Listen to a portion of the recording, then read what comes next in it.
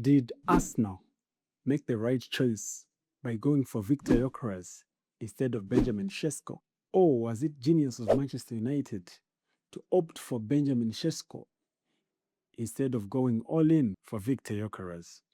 With the Premier League season just 3 games away from coming to a close, we're going to take a look at their performance this season and see which club got the better deal. It is important to note that coming to Manchester United, Benjamin Sesko was viewed more as a prospect, as a signing for the future, as a future man to lead the line for the Red Devils. Whereas Viktor Gyokeres, being 27 years of age and coming from a European Golden Shoe winning season with Sporting in the previous season, and given Arsenal's previous struggles with lack of a man to lead them up top, he was seen as more of a man to hit the ground running. So let us start with what everyone sees. Both players have made almost the same appearances this season, with Viktor Gyokeres making 31 appearances, 25 of those appearances being starts, and 8 of those 33 appearances he has come off the bench. Whereas Benjamin Sesko has made 31 appearances for Manchester United, starting 17 matches and coming off the bench 13 times. And in those 33 appearances for Viktor Gyokeres, he has managed to score 14 Premier League goals. We are going to concentrate on the Premier League in this video because Manchester United hasn't been in the Champions League this season and it hasn't managed to get far in the domestic cup competition. So we are going to base specifically on the Premier League. So in the Premier League, Viktor Gyokeres has scored 14 Premier League goals in 33 appearances, whereas Benjamin Sesko has scored 11 Premier League goals in 31 appearances. Of those 11 goals Benjamin Sesko has scored, all of them have been in open play, whereas 3 of the 14 that Viktor Gyokeres has scored for Arsenal this season have been penalty goals, which means they've both scored 11 goals from open play, and Viktor Gyokeres has scored 3 penalty goals. And if you go ahead and look at how they performed in their respective leagues in the previous seasons before they came to the Premier League, Gyokeres was coming from a 39 league goal scoring season compared to Sesko, who came to the Premier League after scoring just 13 league goals in the Bundesliga. The way I look at it, currently Sesko sits at 11 goals, and if you compare it to the 13 goals he scored previously, coming into a new team in a harder league and with 3 games still to go, you look at a continuation. But if you look at Viktor Gyokeres, he could also have his reasons as to why he hasn't hit the figures he hit in the previous season, and they're understandable. Maybe it's a new team, it's a new country, new culture. The team, and that is Arsenal, doesn't specifically play to his strengths. But still, if you look at the record, coming from 39 goals in a league to 14 goals, to me it looks like a decline. And if go deeper into the kinds of goals they score, the times at which they score, the importance of the goals they score, you will definitely see that 22-year-old Benjamin Sesko has come up clutch for his club more than Viktor Gyokeres has this season.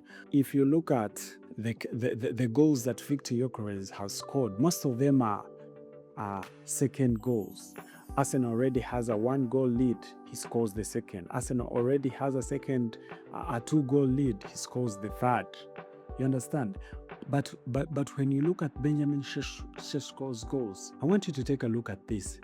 He scored the winning goal in a 2-1 win versus Palace. He scored the only goal in a 1-0 win against Everton. He scored a 96th minute equalizer in a 1-1 draw against West Ham. He scored a 94th minute winner in a 3-2 victory against Fulham. He scored both goals in a 2-2 draw against Burnley. So you look at the importance of the goals that this guy has scored, and those are just 5 goals of his 11 goals.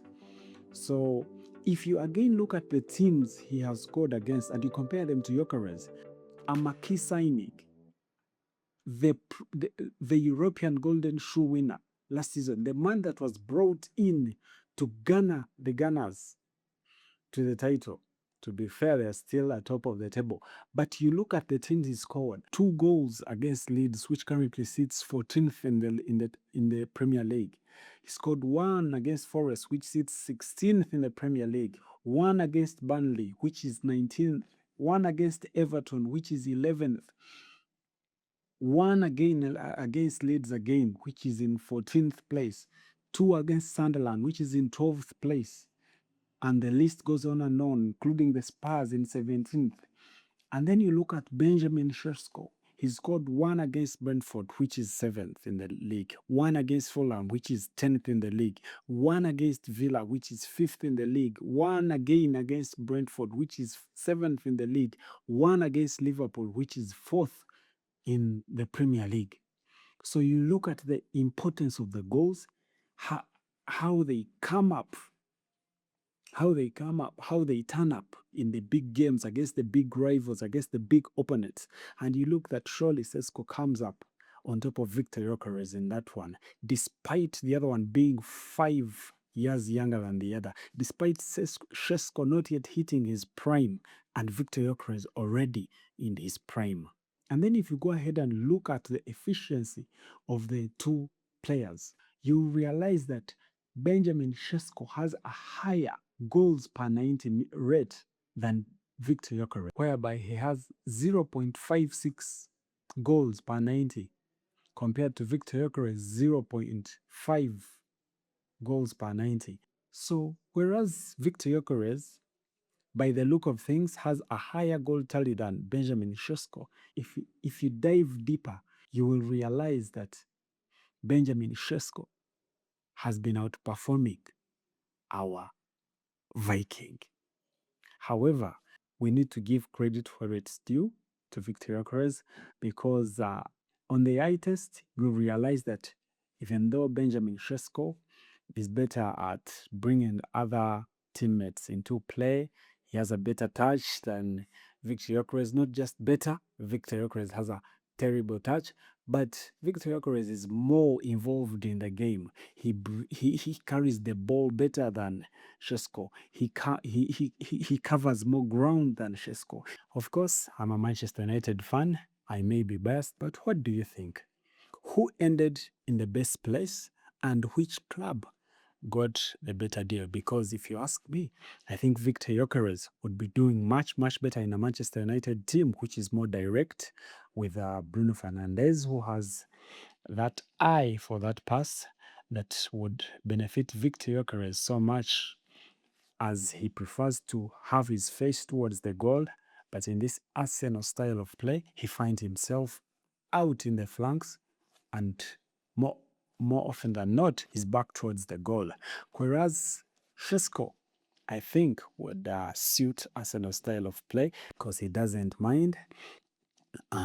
He's back towards the goal. He's a threat in the air, and we all know Arsenal are excellent in set pieces. And yeah, personally, I think Benjamin Sesko, as it stands, is doing much, much better than Viktor Gyokeres in terms of expectation, in terms of delivery, in terms of the eye test. But I honestly think both players ended in the wrong places. I think Manchester United would love a Viktor Gyokeres right now, and Arsenal would have already won this league if they had a Sesko in their team. Thank you for watching. Let me know what you think in the comments. Subscribe to this channel. Catch you in the next one. Bye.